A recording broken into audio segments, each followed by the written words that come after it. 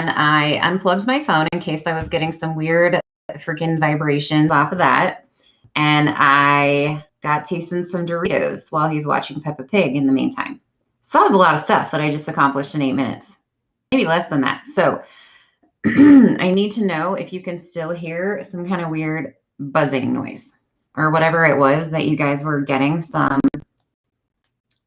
weird ringing noise. If you're getting a weird ringing noise, I'm pretty much going to just light my house on fire because I don't know how to fix it. And then I will just go on my phone. But I'm hoping, because I use this every morning, that my computer just needed to be restarted. So please tell me. Hello, Pixie, can you hear a weird noise, like a weird obnoxious? Yes, thank you, son. Right? Control-Alt-Delete. Sometimes that's all you need. It's all you need in life. Okay. Guys, Braden, I need you to either message me on Facebook or something.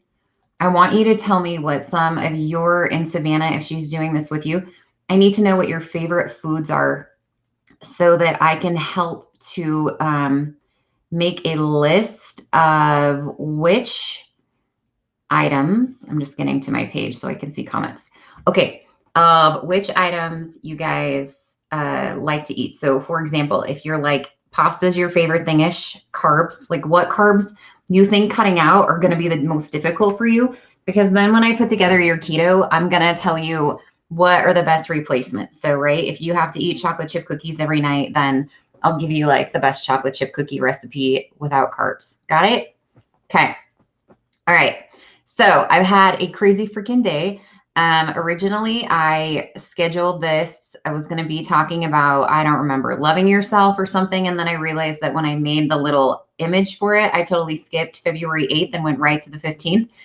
And then I wasn't going to do a live tonight. And then I thought, no, I am going to do a live tonight because I can wing it. And then I came home and then I got on a business call.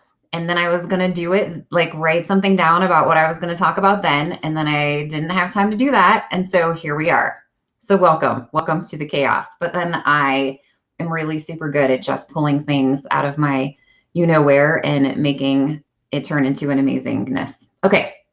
So I'm just trying not to see myself in a video, but still being able to see your comments. So let me see if this will work better. Okay. All right, guys, go ahead. You can tell me where you're from. We're going to talk about this really cool thing called resistance, and it's obnoxious. You guys that follow me know I'm not big into sales pitching, so I'm not here to sell you some body code sessions or get you to whatever, but I am going to tell you about the resistance that you can, how you can get rid of resistance yourself. Okay. So I know I always caveat with, I'm going to teach you how to do these things, but really if you want the cheater method is what I call it, we really can just tap into your subconscious and get rid of this stuff. So, but I'm going to tell you how to do it because I get it. Not everyone is capable of doing a body code session, or maybe you're just not 100%, with that. Okay. So this I have ran into so much in the past week with my clients, and that's why I decided to just talk about resistance today, because it seems to be kind of like a vibration going on with everyone that I'm working with. So what am I talking about? Resistance is, hello, look at you guys from Washington and Oregon and Georgia. Kathleen's our Georgia peach. Here's what I find to be really interesting, okay? I'm just going to point this out. But for a lot of you that are on my calls, you're the ones that I've done sessions on. So I think that's amazing because right? You're like, it's so cool. Okay, but let's talk about resistance. So I'm working with a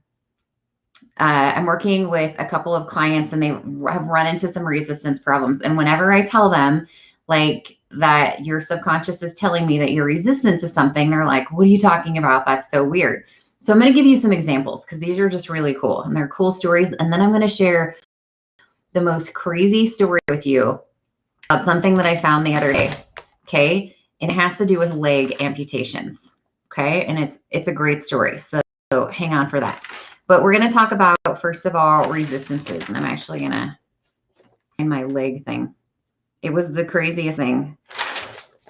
Oh, yeah, that's probably not it. Okay, so let's say, for instance, that you are wanting to do keto, or you want to start on some kind of diet. It doesn't matter what it is.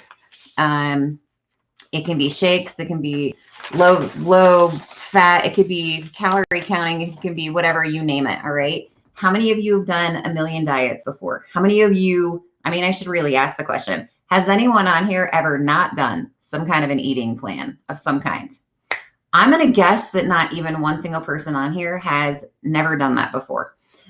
Even if it was dietary specific, maybe your doctor put you on it. Maybe you needed to do it for a certain, maybe you were sick and you were looking for allergens. Who knows, right? But we've all probably been in a situation where we have had some dietary restrictions or been on a diet or something. So I'm working with a client and she's talking about how she wants to start on this program. And I'm like, okay, cool. And, I'm like, when do you want to start doing this? And she says, now. I'm ready to go now. And I was like, okay, sweet. So I started to do muscle testing with her. And if you guys are not familiar with muscle testing, I'm not going to go into the scientific data about it, but you definitely can look it up.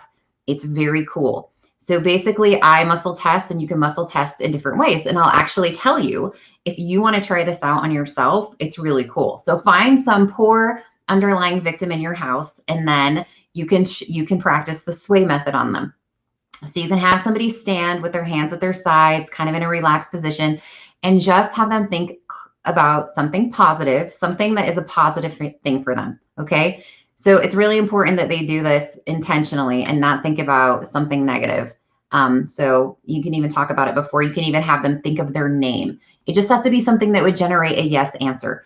So you have them close their eyes, and your body cannot stay still naturally with your eyes closed. Okay.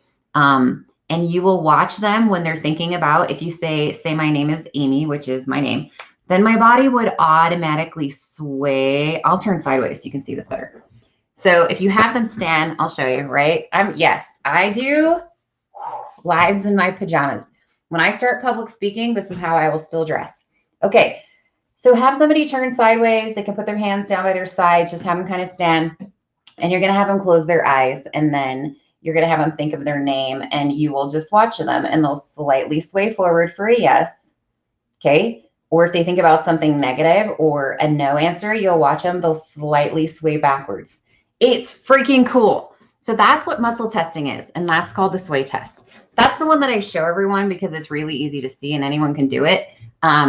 If there's lots of other ways to muscle test. You can hold out somebody's arm. You can ask a question. You can push down on them. Their arm will stay up. My kids like to do this when they have people over for parties.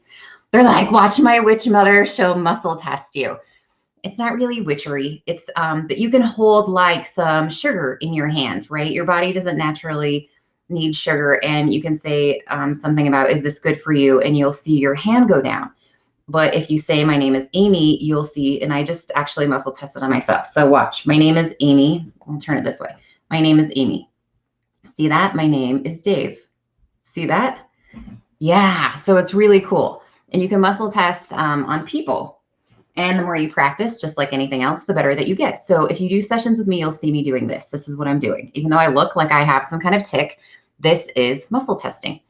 So I'm working on a client and I say, okay, let's dive into this food thing, right?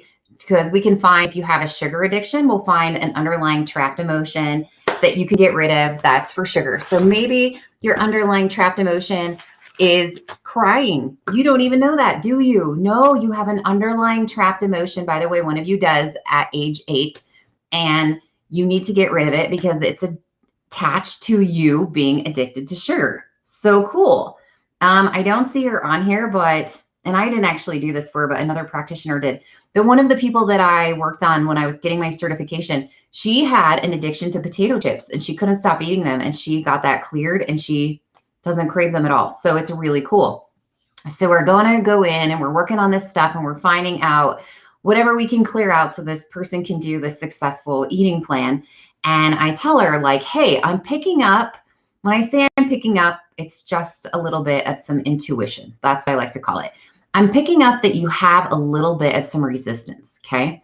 And by the way, if you're watching this and thinking like my clients are here, well, they can come here into my whimsical office, but these are actually people that I connect to remotely. How does that work? That's a whole nother live.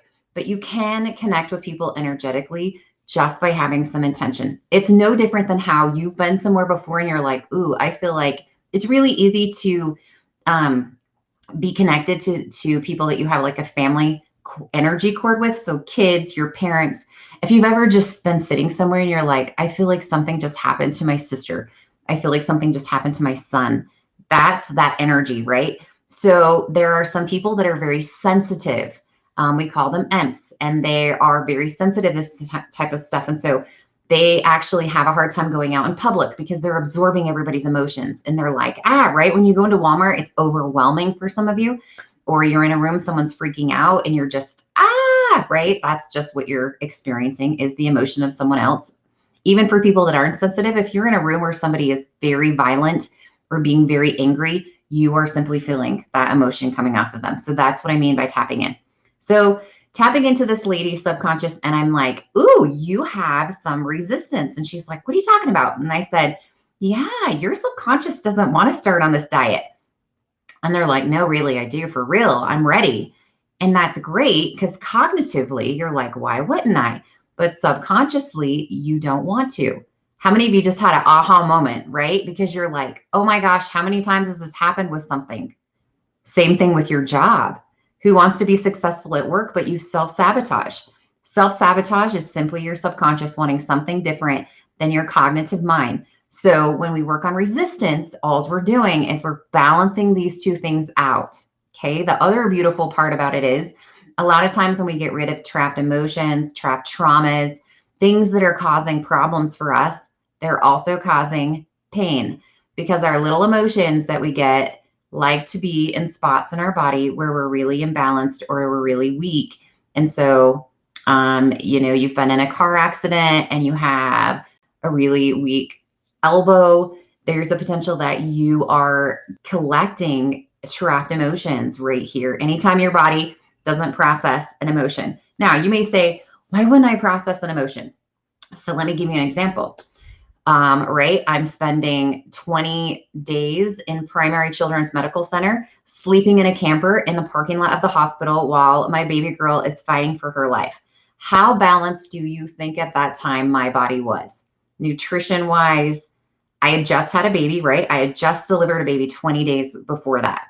I didn't have any downtime at all. So I basically went from labor and delivery to walking from a parking lot to see my daughter. And so, health wise, not so good. I wasn't staying in bed like I should have, no recovery at all, wasn't eating well, and wasn't sleeping at all. So how imbalanced do you think my body was? 100%, right? Between all of those. So every time that I had an emotion, right? I'll tell you the worst one was one time when I was down. I had just left to go down to the camper. I got a phone call from my nurse and she told me that my daughter was having cardiac arrest. She said she has coded. You need to come back. And so I'm running back upstairs and running back through the hospital. And I walk into like kind of the foyer because basically in this unit, they have like one main like big part of the room and the rest of it is just these little cubicles. And each cubicle has a baby or a toddler or a child in it because it was for pediatric that has a heart problem. And so as I walked in there, I just see my baby girl's room full of people. And I look in and I see her still lifeless body laying on a metal table. And she had coded and they were trying to resuscitate her. And I remember the nurse telling me, like, do you want to go in? And I was like, I can't. I don't know how to go in there. So because I was so emotionally stressed out and so physically weak and not eating well and not sleeping, do you think that my body could process that trauma emotion? No.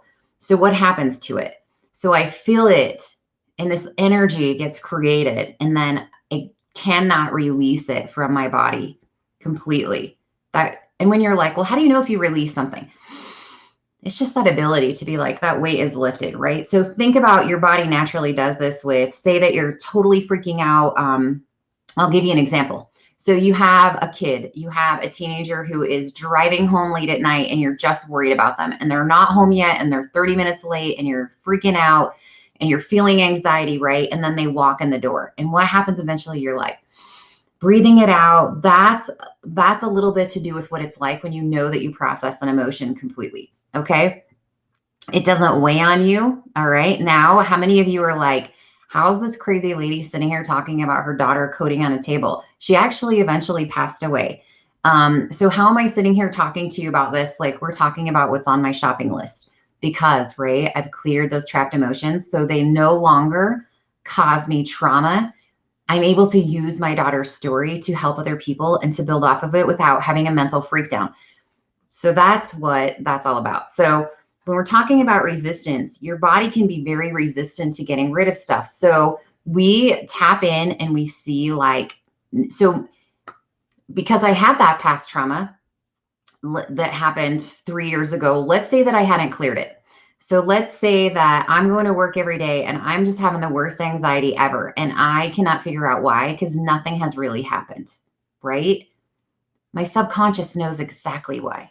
It knows exactly what's going on. But even if I think that I can figure it out, so I'm like, oh, maybe I'm not drinking enough water, right? So I start downing water because I'm like, so I got to fix this, right? I can fix this. And then we get into this mental state of I'm going to fix it, I'm going to fix it, I'm going to fix it, I'm going to fix it. And then when nothing's fixing it, then we do what I call, right? We resist it and it persists. Why am I getting headaches all the time? Now I'm freaking out because I'm like, why am I getting headaches all the time? I'm getting headaches all the time and I don't know why. And because I keep doing that, then I start resisting my actual healing. So now I've done this so consistently for a year. Let's say I've had migraines for a year. Okay. And I'm focused so much on getting rid of my migraines that I'm now actually manifesting that I have them. So because I can't get someone to tell me what my actual solution is to getting rid of my migraine, and I have it so ingrained in my head that I need this fixed, that even if I try to find something to fix it, it's not going to work. Okay. It's not going to work. But I have the subconscious power that if I truly believed that I could clear this out myself and that I wasn't stuck on this fixed cycle, my body actually knows exactly what's wrong with it. And that's the beauty of the body code, is because we just ask your subconscious and I'm like, oh, hey, you have a little imbalance right here in the back of your neck. That's associated with a food coloring that you ate. And that's associated with a trapped emotion that you had when you were 13, when Uncle Billy ran over your dog. And you had no idea that Uncle Billy running over your dog created an imbalance when you ate the blue food coloring at some point, which then created an imbalance, right? It's like the old woman who swallowed a fly. And by the time you're done, you have all this stuff stacked up. And this is why Western medicine can't find this stuff. So if I go into the doctor and I'm like, oh my gosh, my right shoulder is killing me, then he's like, okay, let me take a look at that. He's like, I don't really see anything. And then you're like, okay, but I know something's there, and also my elbow. He's like, yeah, I don't do elbows. You're going to have to go down 2 doors and talk to Dr. Bill, because he does elbows. And so then I go talk to Dr. Bill and he's like, probably just some inflammation. I don't know. But maybe go ahead and let's just draw blood. And then, so I get my blood test back and they're like, oh, your iron's low. Nobody actually really knows what the heck is going on, but they're just going to start saying, well, let's do this. Let's take this. Let's, right. And then we start symptom chasing. So now I get put on a medication to help my iron, but my iron medication is causing me to not sleep at night. So then the doctor's like, take some Ambien. So then my Ambien is now messing with my ability to absorb protein. And now I'm feeling incredibly weak. And so I'm going back in. I'm like, I don't know, but right. And I still have this pain here. Could we fix that? And they're like, oh yeah, sorry. So, hey, we're going to give you this other medication to help with inflammation. And now the inflammation medication is messing with my kidney and I don't know it, but now I'm just a freaking hot mess and I don't know what's going on and nobody knows.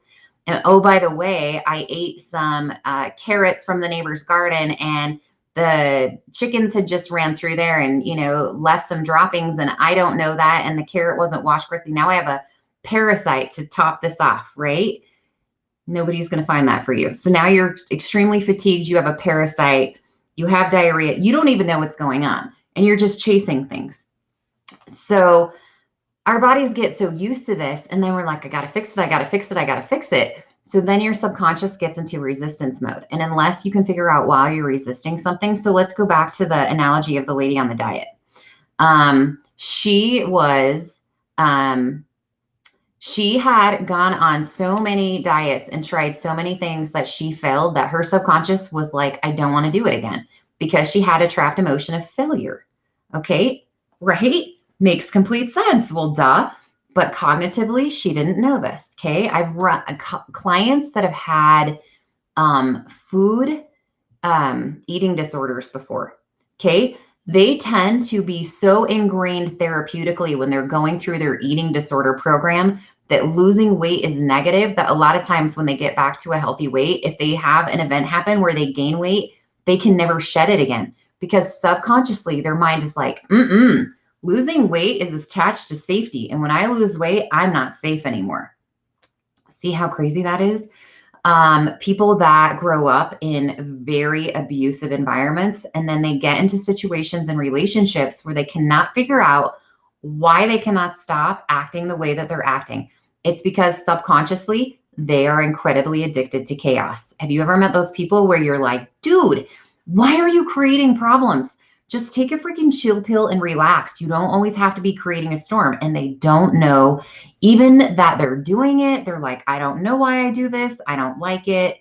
Yeah, because cognitively they don't like it, but subconsciously they're trying to recreate the events when they grew up, because that's a comfort for them. That's how they were raised, and that's how they know it.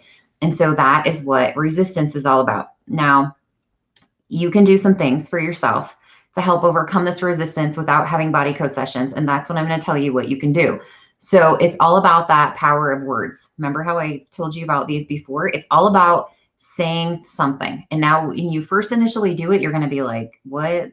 That's not true. Well, that's your resistance to it. And so you're going to know right away. So let's pick something.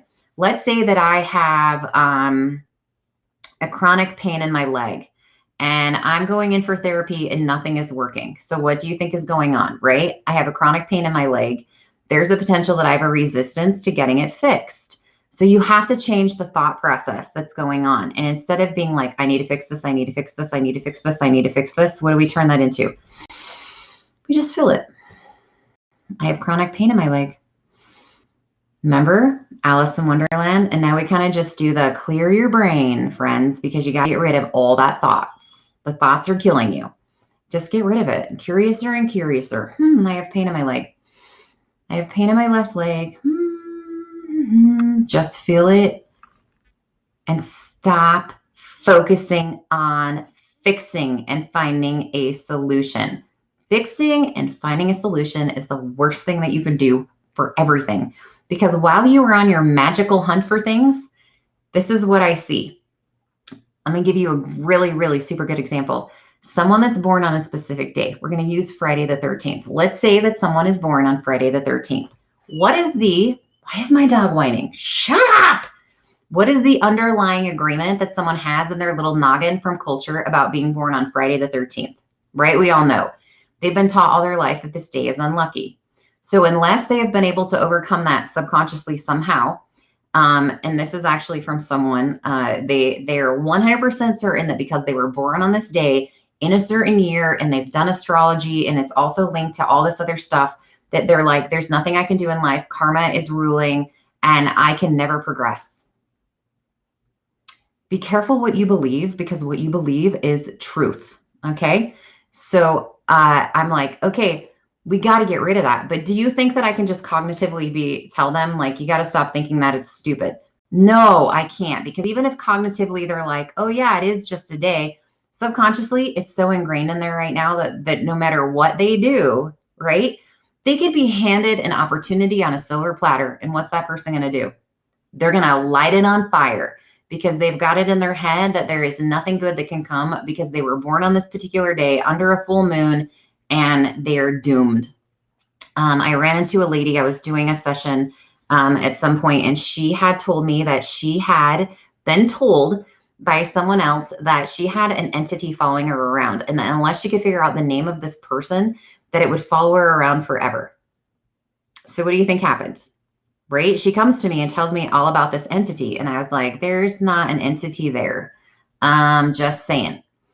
So, or I've run across other clients that tell me that every day they have thousands of entities that they have to clear. And I know, like, I'm joking about it, but I'm being serious, because what the heck level of vibration are you on? Number one, let's just say that that's real, okay? And that you have thousands of entities floating around, and they're trying to, their little legs and arms, and they're trying to grab you. What are you feeding them?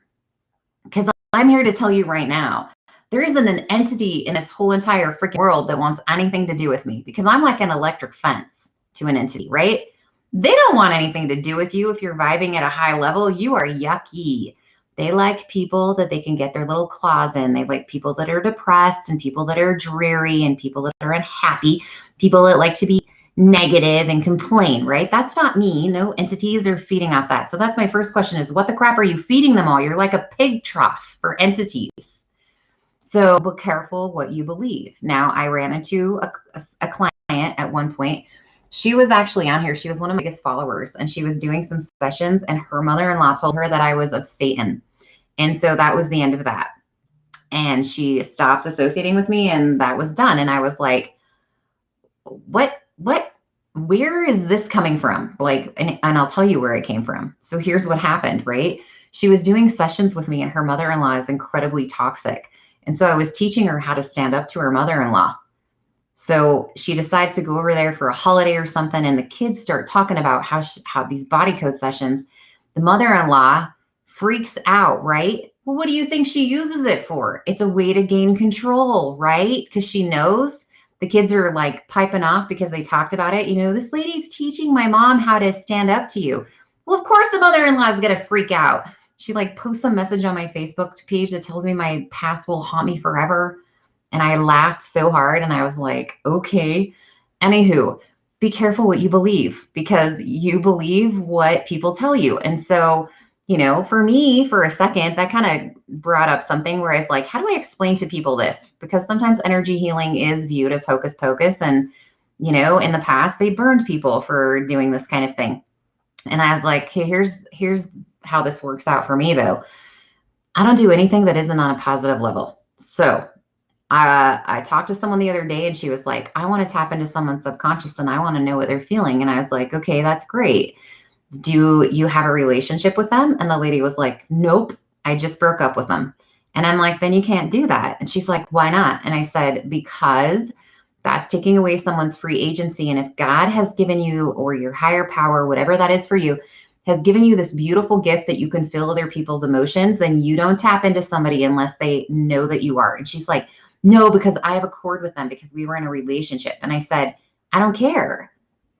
That's the difference. That's how you know when you're getting into something that's a positive thing, or you're getting into something that you shouldn't be involved in.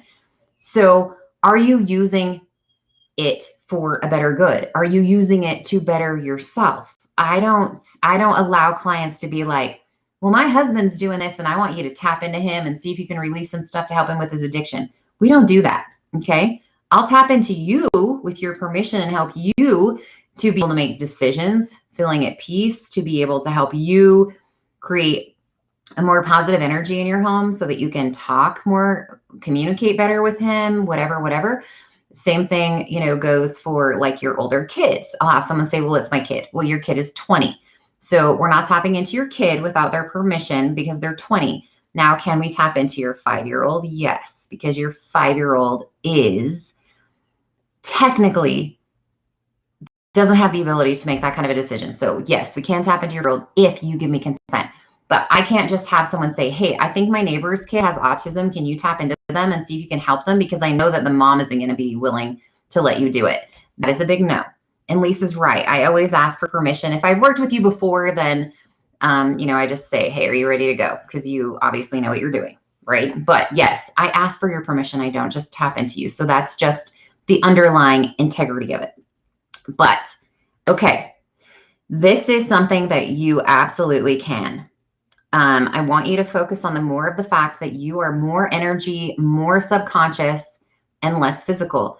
And think about that as that's the biggest, when someone's like, where do I start with self-awakening? What the heck even is that? It's actually viewing yourself as a spiritual, energetic being instead of viewing yourself as a physical person, because that's what we all do. We're so wrapped up in this physical person that we totally ignore the rest of our divine self. And some of you are like, no, I'm really big into my church. Yeah, but guess what? I grew up in a very religious community. They don't teach you anything about actually getting in touch with your spiritual side, other than just praying and then hoping and trying to feel for answers. Nobody teaches you how to actually tap into the abilities that you have, that God has given you. And it's actually a little bit frustrating for me. So yeah, it's there. You have the power, you have the ability to get into your subconscious little mind and figure things out. So resistance is a big one. And that's where I focus on a lot. So if you have an ailment and you're like, man, I just can't get rid of this, it's because you have some subconscious resistance for it. So you can clear it out yourself. Like I said, there's always the cheater way. You can do the body code and we'll find it for you. But you can relax your shoulders. Stop resisting it. Just let it feel it and breathe. Remember the doctor that I tell you guys about all the time, and actually I have on my book. I cleaned my office finally, so my book is clear over there. But Dr. Kim talks about this a lot, and she says if you even feel it 2% more, feeling your emotion 2% more, feeling your pain 2% more, you can clear it out better. And so it's a beautiful process. But you just stop getting on the bandwagon of freaking out that you have to fix it. Because if you're focused on, I need to fix my sleep, I need to fix my sleep, I need to fix my sleep. What do you do every night when you go to bed? You have it in your head. Something's wrong with my sleep. That's the problem, is that word, I need to fix this, rejuvenates in your head with, I have a problem. So you're reemphasizing that you have a problem by trying to fix it. Just freaking stop. Clear it out. I know it's hard. Think about something goofy. Try to just, every time that pops into your head, I have a sleep issue, relax, breathe it out. Do your little curiouser than curiouser. I don't even care if you start thinking about cats. Just stop thinking about the fact that you need to fix it. Okay? And there's always underlying resistance for those types of things. Okay. Cha-cha. All right, you guys. I'm going to be announcing something really cool pretty soon. That's what I was doing today when I got home from work, and that's why I really didn't have time to prepare a whole lot. Oh, the foot story. No, who's going to let me go without telling you the foot story? But I do have a delicious announcement coming up. I'm not sure when I'm going to announce it, but it's going to be pretty soon. And it's so freaking cool. At first, I thought it would only apply to people that I can do physical sessions on, but now I realize that it applies to everyone. It's so cool. I'm going to be freaking out about it, actually. I'm freaking out about it inside. You guys, if I knew how to take my video camera down, I'd show you my cute little office that I made for clients, but I don't know how to do that since I have it. Okay, let's talk about the foot amputation. Are you guys ready for the coolest story? I love story time. So here goes story time. All right, so I'm working on a lady, and she has a foot issue, and it's been going on for a couple weeks, and we keep clearing all this stuff. And I'm like, okay, there's some resistance, right? Like I just told you about. So I go diving. I'm like, let's find this resistance. What is going on? Why is your foot issue not getting better? So I'm doing the thing that I actually tell you about, right? Because what's going to happen if I continually just say to myself, what's wrong? What's wrong? What's wrong? Why can't I find her imbalance? I'm going to resist it myself, right? And so as a practitioner, I have to be aware of my own personal resistance when working on clients. And so I sit and do my thing. I relax my shoulders and I just get really quiet. And if you work with me, you'll see me because I kind of do this and I'm getting all sort of meditative. You'll see me move my hands a lot. And then I tell her, I'm like, this is something to do with feet being amputated. So her underlying issue was a right foot pain or something. And I said, this underlying issue has something to do with foot amputation. And I know there's lots of you on here that have done sessions with me before. And I think, Kizzy, for sure, we ran into something before where I'm telling you like, oh, it was your softball thing. where I was like, I see this, but I have no idea what it means, right? And so then I just tell my client, like, I see a picnic and I don't know what that means, but it's when you're 25. And then you'll be like, oh, I know what that is, right? And then you're like, that's so cool, because I have no idea, but your subconscious is showing me a picnic. So I'm seeing foot amputations. That is not a pleasant impression to get when you're working on a client. So I say, okay, I'm going to tell you what this is associated with. And I muscle test and I tell her this is from a myism. So if you're not familiar with the body code and you don't know what myism is, it means that, so you can have a trapped emotion in your genetics that's passed down through your DNA. So maybe Grandpa Bob, he had a stroke and that affected, well, that would be kind of when he was older. But anyways, somebody had, let's say they had a stroke when they were 13 and they got past it, but it totally messed up their DNA and their body in an effort to try to prevent this from passing on to future generations actually passes it on. And they actually did a test with rats where they put them in a maze and they let them run around and they actually shock a rat at a certain spot. And they breed the rat continuously and all of its offspring. Every time it gets to that specific spot in the maze, it just stops. It freezes in the same spot that it gets shocked. And that's what inherited DNA does, or inherited DNA. Your DNA is inherited, but that's what inherited issues do. So there can be trapped emotions from somebody having a traumatic event. And, you know, if you think about it, like wrap your head around this. Think about all the crazy things that our ancestors went through. Wholly inherited trapped emotions, right? That's a lot of stuff. People crossing the plains, people, you know, watching their dads get hung. I mean, there's a lot of stuff going on, just a lot. So anyway, so I'm seeing foot amputation. So I tell her, you have a myism, which is also like a trapped emotion, only this is a trapped sickness. Okay. So somebody in her past generations got incredibly sick. I've seen this with scarlet fever, smallpox, all sorts of crazy stuff. So I tell her this is like a polio or something, right? It's a myism sickness. It affected someone's foot. And it's on, I can tell her because I muscle test and tell you what side of your family. So I'm telling her it's like dad's side.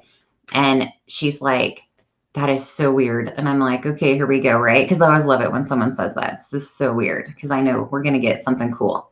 So you ready for this? Keep in mind, I don't know any of this. Like I don't go interview her grandpa. I didn't get her life story. I don't have her biography anywhere. And she says, here's the crazy part. She said, my great grandfather, which is who I trace this back to, he had polio and it affected his legs to the point where he had to crawl and he couldn't walk anymore. And I was like, okay, still though, I'm not really registering foot amputation, but I guess that makes sense, right? Something like that. And she said, no, it's my dad. And I said, what? And she said, my dad doesn't have either. He had both of his feet amputated. I'm like, okay, right? Because even though I do this all the time, even for me, I was like, oh, well, I guess that's what that is related to, right? It couldn't have been any clearer. And her subconscious was showing me that impression of foot amputation. And so that's how it works. And it's so freaking cool. So I told you that I would share that story with you. Okay. Yes, so I will be making a huge, fantastic announcement soon. Don't forget, if you share my videos, then you enter to win socks. We're giving away these on Friday. They are the peanut butter and jelly socks. You guys, I found the peanut butter and jelly that I needed. The peanut butter and jelly little felt guys popped up for sale on Mercari, and I bought them, and they're so cute. And I'll show you a stack of books that I have over here that they go on, and they're little peanut butter jellies that look just like that. So there you go. Okay, guys, don't forget, I go live every morning, 7:15 Mountain Standard Time. When you win the socks, you also win a session from me. You can also just hop over if you're like, this is kind of interesting to me. You can hop over to my Blocked Emotions Facebook page if you happen to be on here from Honest Sassy Mama. And then, yes, Mondays at 6 p.m. Mountain Standard Time. And next week, I'll be talking about loving yourself. So who doesn't need a little bit of that? I try to read all your comments, but I feel like sometimes when I get off here, then there is suddenly some that I can't see. So if I didn't respond to you, it's not because I don't love you. All right. Okay, guys, have a fantastic